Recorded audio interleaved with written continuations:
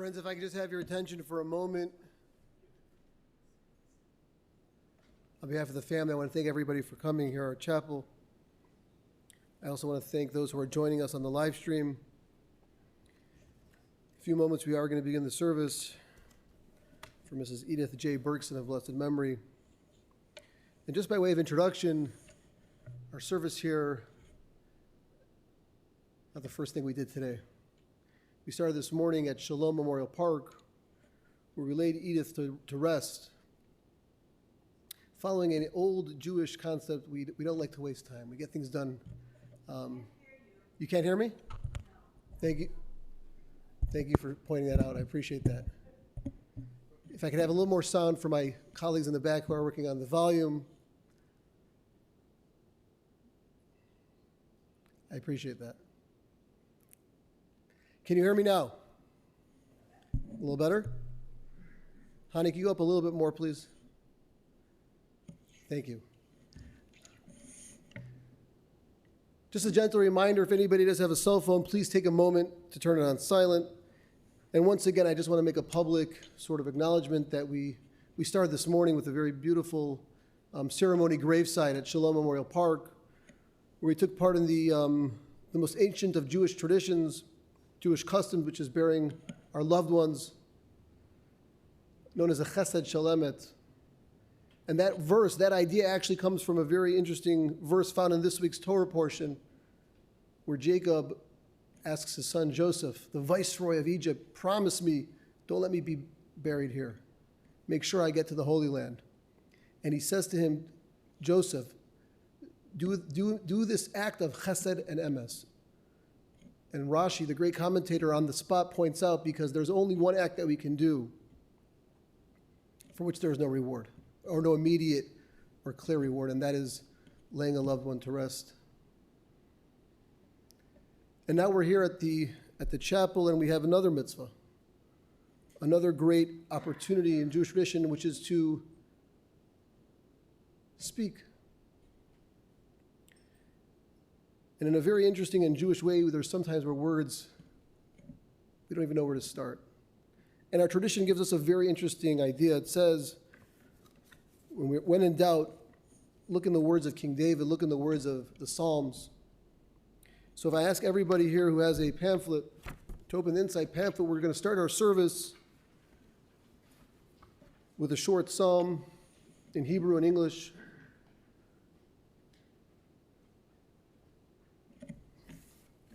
And if it's okay with everybody, I'll first do it in the Hebrew, and then we'll do the English, after which we'll begin the service with the tearing of the ribbons.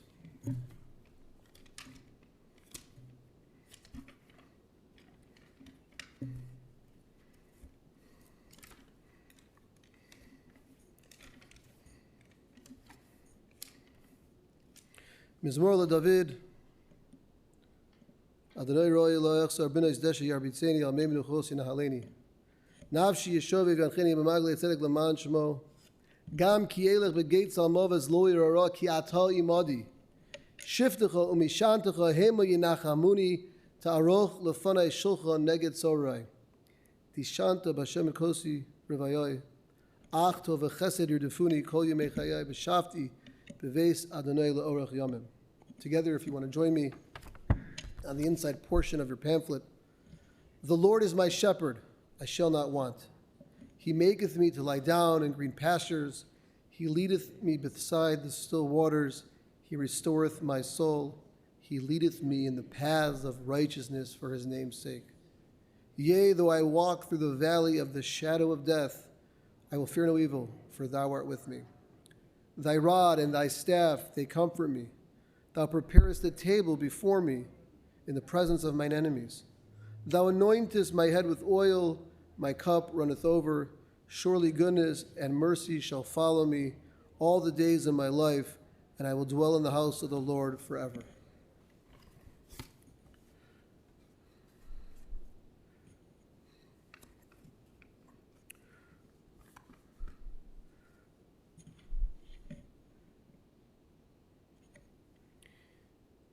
Edith was blessed with a long life, which she had many people, many different people that she touched, and we see so many different people from different parts of her life in that. I want to point out specifically the families: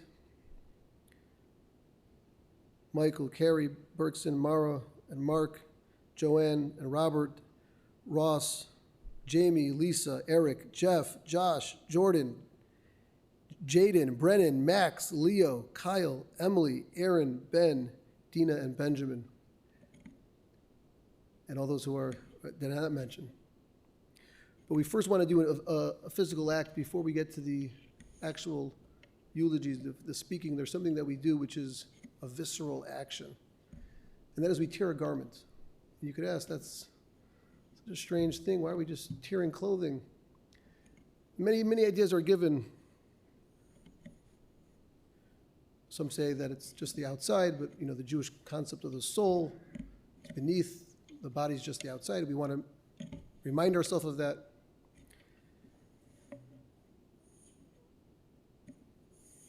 Clothes are what make us human. And there was something that was so, something that popped out when Ross was speaking the other day. One of the things that he got to do was to give his mom some of the T-shirts that he would sell, and she would wear them, like the colors, Vampire Weekend, the Breeders. Clothing is special. Clothing is our brand. Clothing is what separates us, the rest of the planet, the rest of the animal kingdom. We're people. We wear clothes.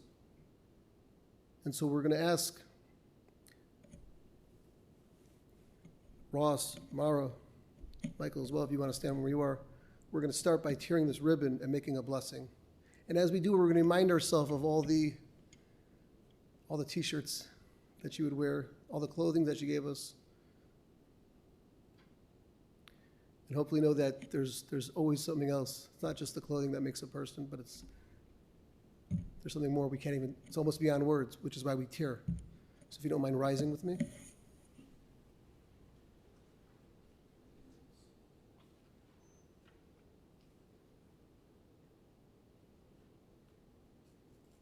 And if you could just repeat these words with me. Baruch Atah Adonai Eloheinu Melech Haolam Dayan Emet. Amen. Blessed are you, God, rule the universe, the true judge. And now we read from the book of Ecclesiastes. L'kol zman ve'ez, l'kol chevetz takas hashemayim. For everything there is a season, a time for every experience under heaven. Eis laledes ve'eis lamus, eis latas ve'eis lakor natua. A time to be born and a time to die. A time to plant and a time to uproot what is planted. A time to tear down and a time to build up. A time to weep and a time to laugh. A time to grieve and a time to dance. A time to throw stones and a time to gather stones. A time to embrace and a time to refrain from embracing. A time to seek and a time to lose. A time to discard and a time to keep. Eis lachshov ve'eis ledaber. There's a time to keep silent and a time to speak. It is at this time where we're going to try to share some words, knowing that, of course, we're never going to be able to fully encapsulate such a life, but we're going to do our best. We have a number of speakers today. I'm first going to call Mara.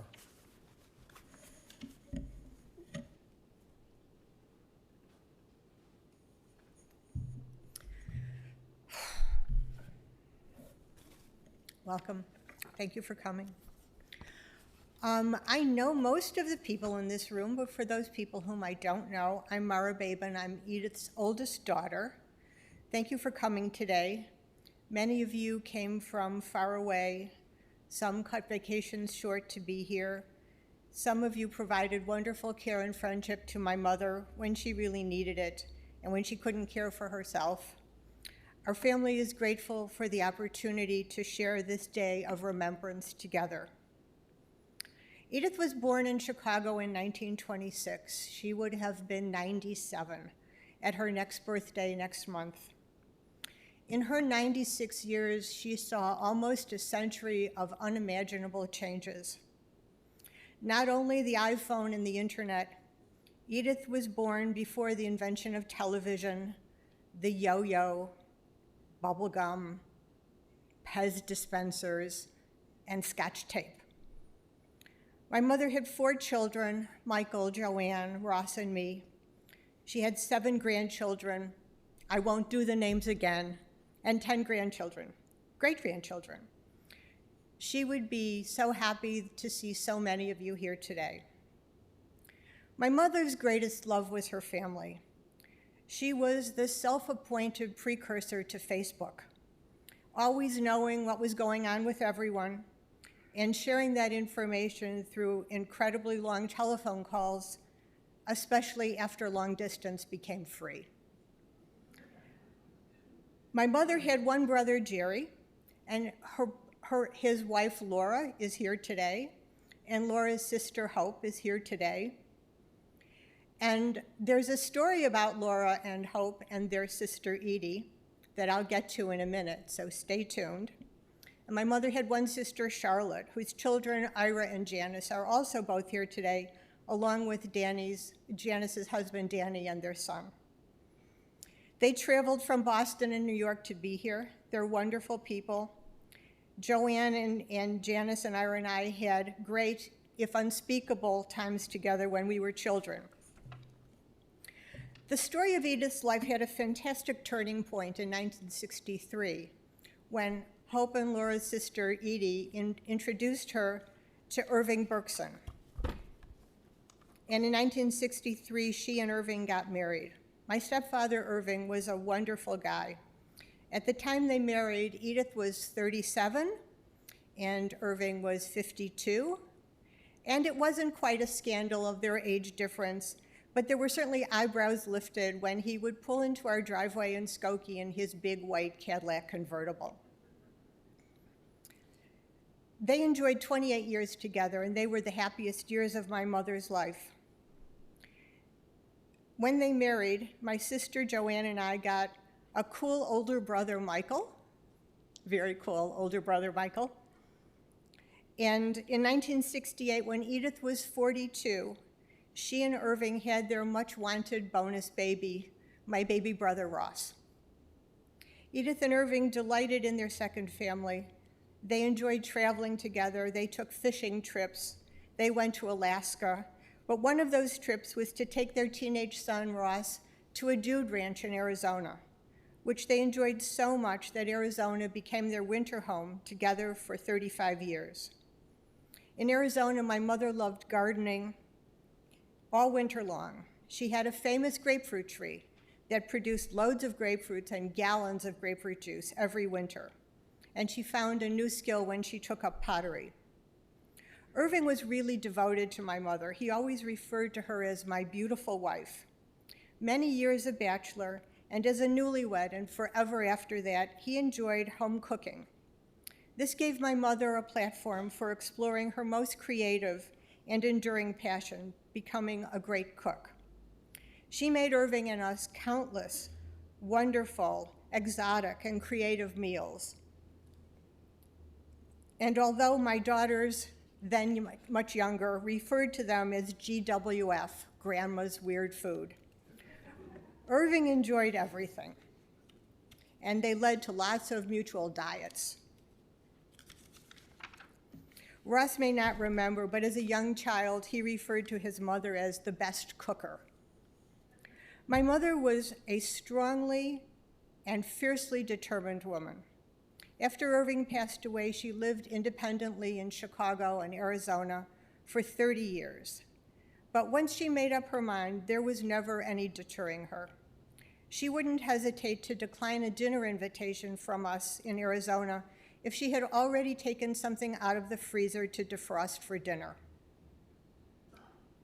When she decided it was time for her to stop driving, she stopped driving.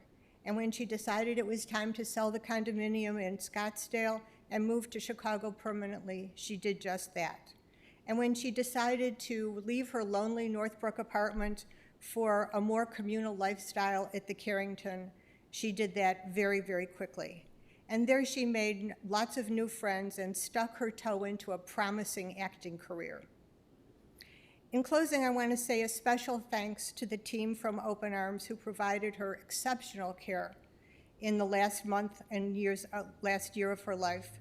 Life at the Carrington was really difficult during COVID when the residents were locked down. But things were almost impossible for her after she broke her hip in February of 2021.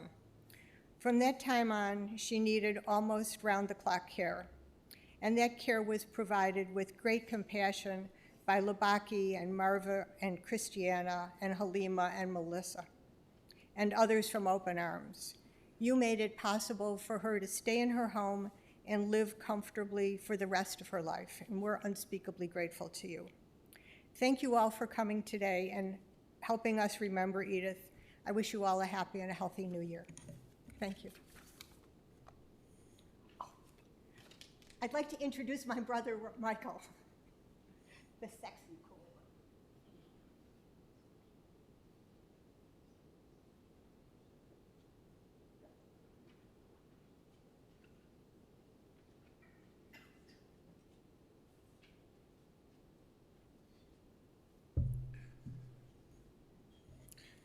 I've known Edith for 60 years. She married my father when I was a junior in high school. To me, she was more of a mother than my own mother. She let me move into her home in the summer between my junior and senior years in high school. I also gained 2 sisters and a brother in the process. Edith was always there for my family. She was supportive of me, my marriage, and each of the children, grandchildren, and great-grandchildren. She was there for every holiday and special occasion. I'm thankful for her presence in our lives. She made a difference. She will be missed and remembered. With much love.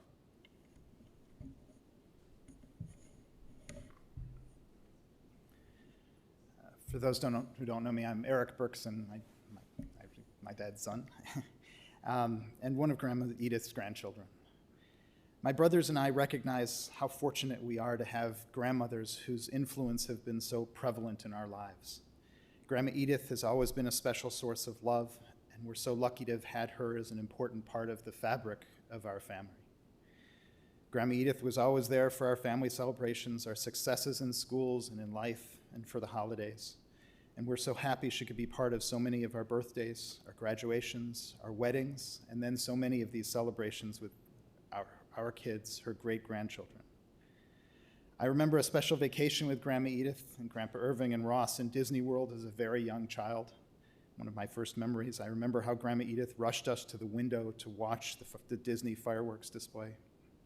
We all remembered Jewish holidays with Grandma Edith and Grandpa Irving, with Ross listening to the band The Police and with Ribsy running around. We remember being at Mark and Mara's in 2016 celebrating Edith's 90th birthday. Grandma's so happy to be with us all. And we remember the physical warmth of her home in Arizona and her personal warmth as she served us her homegrown grapefruits, tangelos, and kumquats. We treasure our times with so many meals with Grandma, who always was interested in new ingredients and venturing into modern cooking.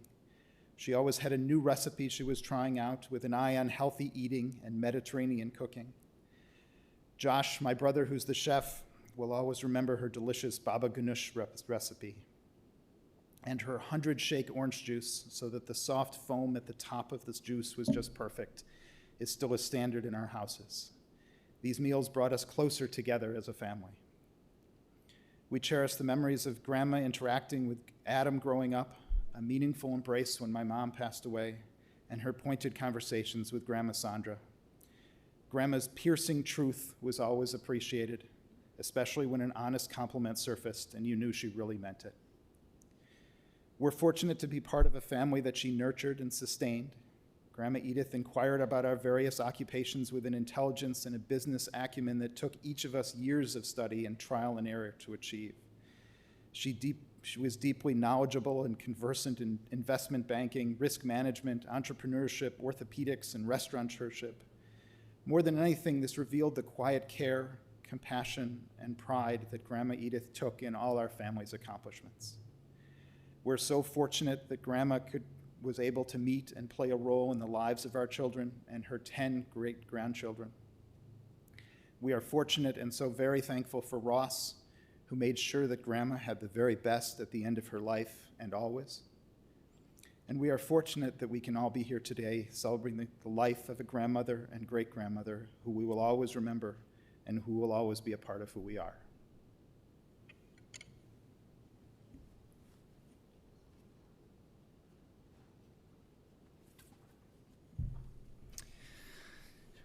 Well, a lot of this has already been said, but I want to thank you for coming. It's more people than I expected. I'm grateful and thankful that you're here to remember Edith Berkson. Some of these things are going to be appropriate and some are not, but Edith Berkson lived a long, happy, productive, and fulfilled life. She spent her childhood and formative years on the north side of Chicago. She spent most of her adult life in Skokie, where I grew up. And then she moved to Northbrook until eventually ending up in Lincolnwood at the Carrington. I'm skipping a lot, but we got to eat, so, During my freshman year in high school, I was asked if I wanted to go on a road trip and miss a day of school. It sounded awesome to me. How could I lose a day off from school? They took me to a boarding school. It was basically a college prep school. And before I knew it, I was signed up and sent off to military school in Wisconsin. You're in the Army now. They told me they sent me there because I lacked structure, focus, and discipline. And it was a pathway to going to college. And that was true. But later on, I found they did it so they could travel and go to Arizona without me. For the first 6 months, I didn't even know where they lived. They didn't forward me an address, nothing. But eventually they gave in. They told me their location. They called, they wrote, and all was forgiven. Like my sister Mara said, for about 30 years, Edith would travel to Arizona and stay from October to May, like snowbirds do. Edith loved Scottsdale, Arizona, and her husband, my dad, loved it even more. Look at my beautiful mountains, he would say. They would drive back and forth from Chicago to Scottsdale each year with the dog, Ribsy. It was an adventure, and sometimes I would join them. We would stop in exotic locations like Joplin, Missouri, Amarillo, Texas, and Tucumcari, New Mexico. After Dad passed, she started flying. It was much easier, and it didn't take 3 nights and 4 days to do it. No more Tucumcari, no more Grants, New Mexico for her. She flew. During those times, she was a traveler. She was an artist. She loved ceramics, gardening, and textile painting. She would paint on T-shirts. And she was very much the hostess with the mostest. She was one hell of a cook. She loved to entertain and take care of guests. She loved to schmooze and kibitz. She loved her friends. She loved playing mahjong. She appreciated beautiful things. She was proud of her home and her belongings. She loved all kinds of food, all kinds of international food, and she was a very inventive chef. As you know, Jewish parents want typical professions for their kids: a doctor, a lawyer, an accountant. Instead, she got a roadie, a schmata salesman. But she benefited greatly from that. She got premium soaps and lotions from hotels all over the world, an endless supply of shower caps. And she got shirts from bands she and you have never heard of before, like Lee Yehuda said, the Breeders, the Dead Weather, the Shins, Broken Bells, the Kills, Vampire Weekend, Tenacious D, the greatest band in the world, and King Gizzard and the Wizard Lizard. But she also knew the difference between Jack Black and Jack White. Both are bands that I've toured with, and both are great guys. She met some of the bands and crews I've worked with, and she would go to some of the venues to see what I was up to, maybe catch a sound check, but ultimately it was too damn loud for her. Why does it have to be so loud? I agree. I've come to agree. It's too damn loud.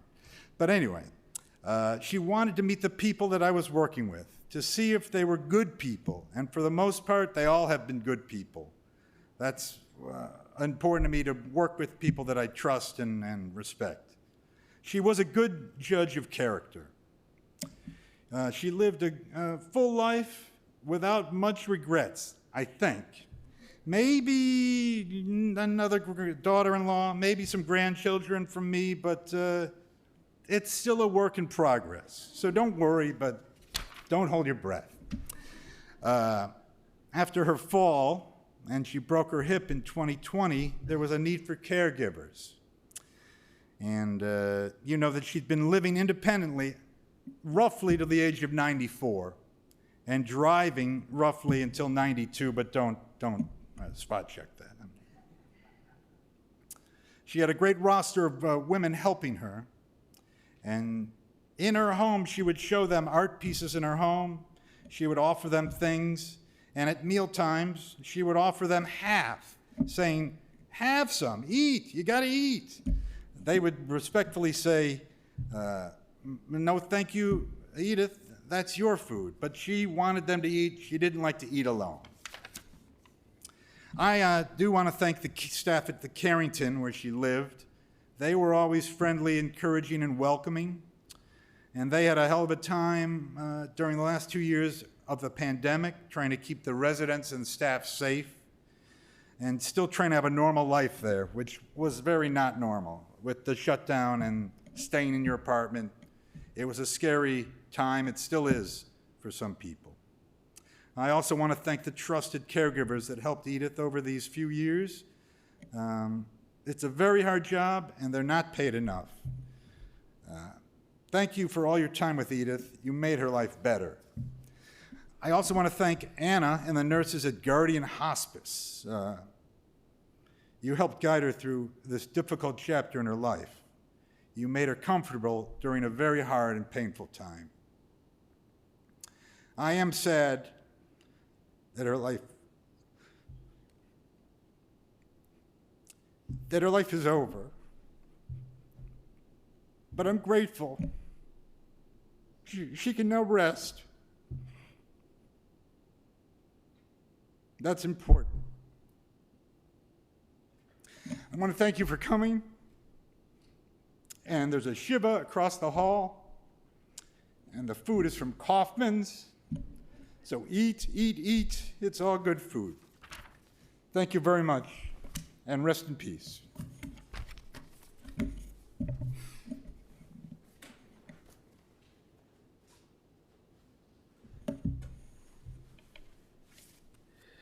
Thank you to Mara, Michael, Eric, and of course Ross. Very beautiful words.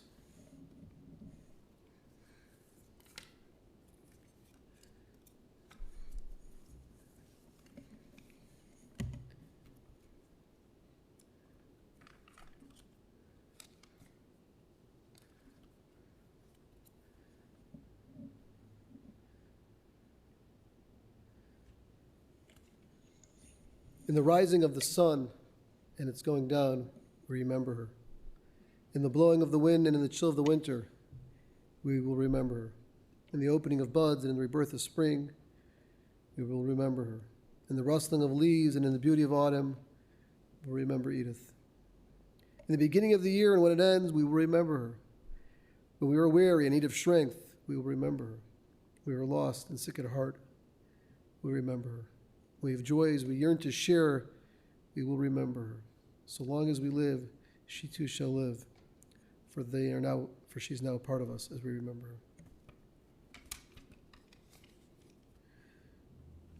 From the High Holiday Liturgy, birth is a beginning and death is destination. But life is a journey, a going, a growing from stage to stage, from childhood to maturity, from youth to age, from innocence to awareness and ignorance to knowing, from foolishness to discretion, and then perhaps to wisdom, from weakness to strength, or strength to weakness, and often back again. From health to sickness, and back we pray to health again.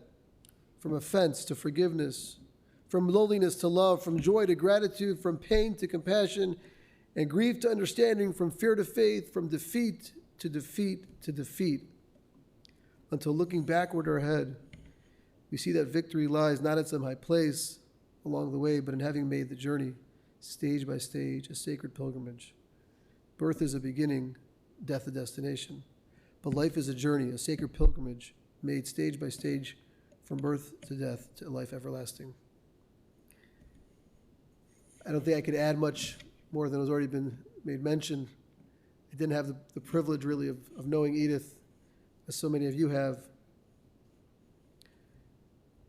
But I do know that a lot has changed in the 96 years that she has been on this world.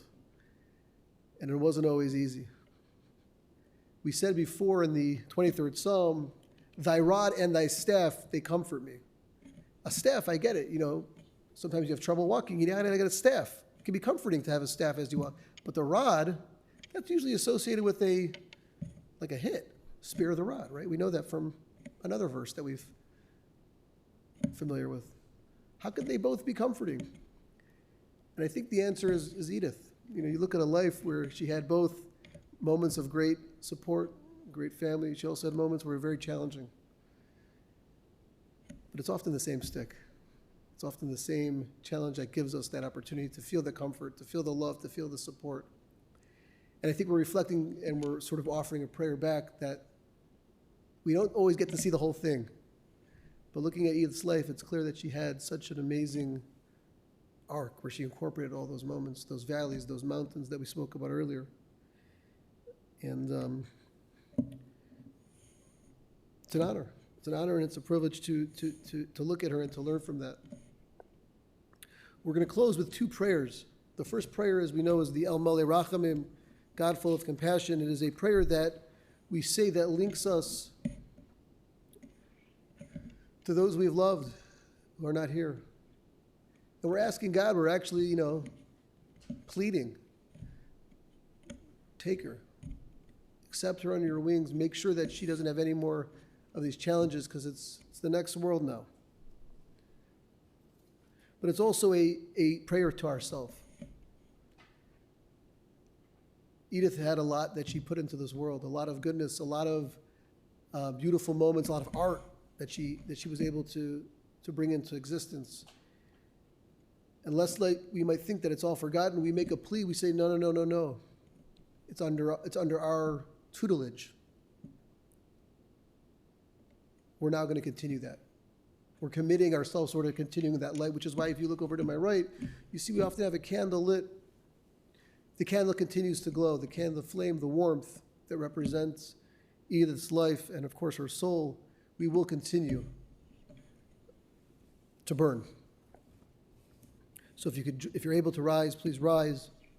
I'm going to read the prayer in Hebrew, and then we can all read it together on the inside portion in English. And as I read it, I will make mention of her Hebrew name, Yehudis Bas Moshe Yehuda. Possibly the reason she put the letter J, because we have her birth records and there was no J. It was Edith Perlman. Right? But we could be that she said, I want you to remember the J stands for Judith. And that's the story we're going with right now. Okay. I'm going to first do it in the Hebrew, if that's okay. El Malei Shoichein Ba'mirubayimim Hamitzei Menuchonecheno Tachas Kanefe Hashechiyena Im Kedoshim Utuharim Gezor Haraki Masiri Es Nishmas Yehudas Bas Moshe Yehuda Shel Chol Olamo Em Bal Rachamim Yastirei Habeseser Kenofav Liavoy Lo Amim Yitzror B'Yitzror Chaim Es Nishmasa Adonai Yonachal Osov Et Noach B'Sholem Al Mishkavo V'Eloi Maromin. On the inside portion of your folder, this part right here.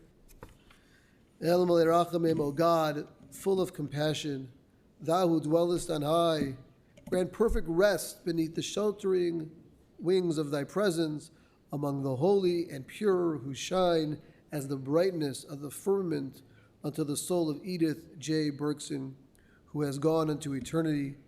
Lord of mercy, bring her under the cover of thy wings, and let her soul be bound up in the bond of eternal life. Be God's possession, and may her repose be peace. And let us all say, Amen. And now if we could turn the page to the back portion of the folder, here you'll see the words of the Kaddish. It's the most sacred of all the Jewish prayers that we have. And if you look at the words, it doesn't really talk much about death at all. It talks about God, the greatness. Because what we're really left at the end of the day is this gift that God gave us was Edith, our mother, grandmother, great-grandmother, friend, aunt, sister-in-law, but so many other things. So if you can focus on that as we read the words together, if you know the words, please join with me. Yitkaral v'yitkara shemei Rabbah. Bi'alma divrach kirutei v'amlich machutei. B'chayechon u'v'meichon u'b'chayei d'chol Beit Yisrael. Ba'agala b'zman kariv v'yamru Amen. Yehei shmei Rabbah mevarach le'olam u'le'olmei olmaya. Yitbarach v'yishtabach v'yitba'ar v'yitromam v'yitnaseh v'yithadar v'yithalel v'yithalel shemei d'kedusha b'richu le'ela min kol birchata v'shirata tush b'chata v'nechamata da'amiran b'alma v'yimru Amen. Yehei shloma Rabbah min shamaya v'chayim aleinu v'al kol Yisrael v'yimru Amen. Oseh shalom b'mramav hu ya'aseh shalom aleinu v'al kol Yisrael v'yimru Amen. Everyone may be seated for just a moment. As we turn to the family, we offer the traditional words of comfort as we begin the period known as Shiva. Hamakom yinachem eschem b'soch shar avlei Tzion v'Yerushalayim. May God comfort you among all those who mourn in Zion and Jerusalem. Friends, this does conclude our service here in the chapel. Shiva will take place immediately across the lobby in our North Chapel until 4 p.m. Memorial contributions in Edith's memory can be made to the JUF, the Jewish Federation of Metropolitan Chicago, or to the Alzheimer's Association. That information is on our service folder that you received on the way in. If you did not receive one, they are going to be available on the way out. And for those who are online, that information is on Chicago Jewish Funerals as well, the website. Just on that note, if anybody did not have a chance to sign the register book, as you enter Shiva, you could sign the book as well. At this time, I'm going to ask everybody to please rise as we escort the family. First, we'll go to their room. As we escort them to the Shiva, we're going to give them a few moments just to begin the process, and then we'll open the doors, have everybody else join for a little nash and for words of comfort and other Shiva appropriate behavior. One final request, if you don't mind, when you leave this room, if you could take your coat. There is another coat rack in the chapel on the other side. They are going to need this room a little bit. Thank you so much. This concludes our service.